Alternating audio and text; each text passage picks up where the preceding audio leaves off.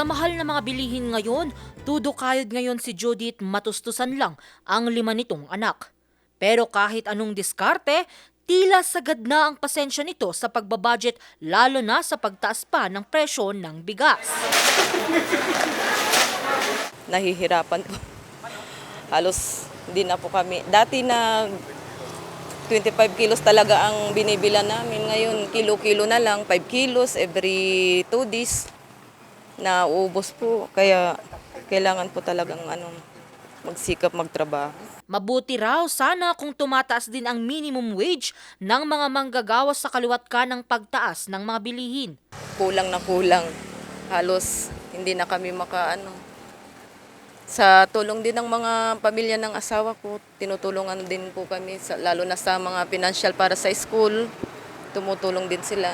Kasi hindi po talaga sapat yung mga kinikita namin. Kaya para makatipid ang ilang mamimili, nagsisikap ang mga ito na maghanap ng murang bigas gaya ni Nanay Telma.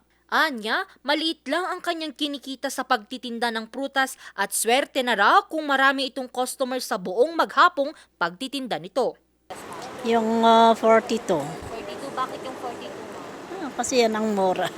Murang per kilo. Ayon sa Philippine Statistic Authority, pumalo noong Disyembre ng 2024 sa 3.3% ang inflation rate sa Cordillera. Mas mataas ito kumpara sa 2.8% noong 2023. Ang numero unong rason dito ang pagtaas ng presyo ng bigas.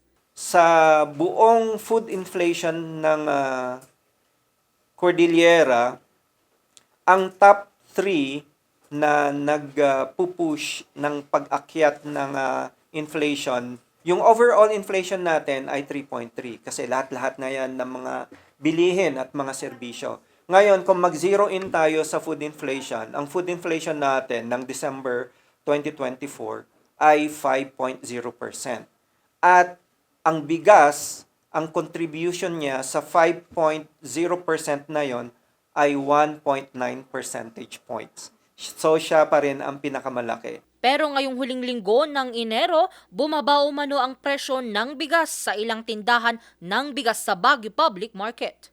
Piso hanggang 4 na piso ang ibinaba ng premium na local at imported na bigas. Is nag-start ng magbaba yung mga local and imported rice natin. In-expect na pa namin na bababa ngayong coming March na anihan. Kaya hopefully magtuloy-tuloy yung pagbaba ng presyo ng bigas. Ang puhunan is nasa 38. Kaya pwede pa sa 40 and 42 yung mga regular milled rice natin. Tapos 43 to 45 yung mga well-milled rice natin. Although meron pa rin kayo makikita dito mga 50 plus, 54, dahil yan lang yung mga old stocks namin. Pero ang ilang mamimili umaasa sa pag-aproba ng National Price Coordinating Council sa resolusyong nagmumungkahi kay DA Secretary Francisco Chu Laurel Jr. na magdeklara ng food emergency security. Ang problema, wala pang isinusumite ang NPCC sa DA. Habang inaantay pa ang pasyarito ng NPCC, tiniyak ng NFA na sapat pa ang buffer stock nito kung sakaling ipatutupad ang food security emergency. If in case ma-declare na po yung food security emergencies, then we can unload our stocks na, whether it's regular stocks or aging stocks. So sa ngayon, ang total stocks natin na nationwide, nag-increase na tayo, naging 761,207 bags or sako ng bigas available. And we are continuously milling. Sa ganitong paraan, maibebenta ang mga bigas ng NFA sa merkado sa halagang 36 pesos at maiimpluwensyahan din nito ang presyo ng mga commercial na bigas sa merkado. Angel Larquero, RNG News.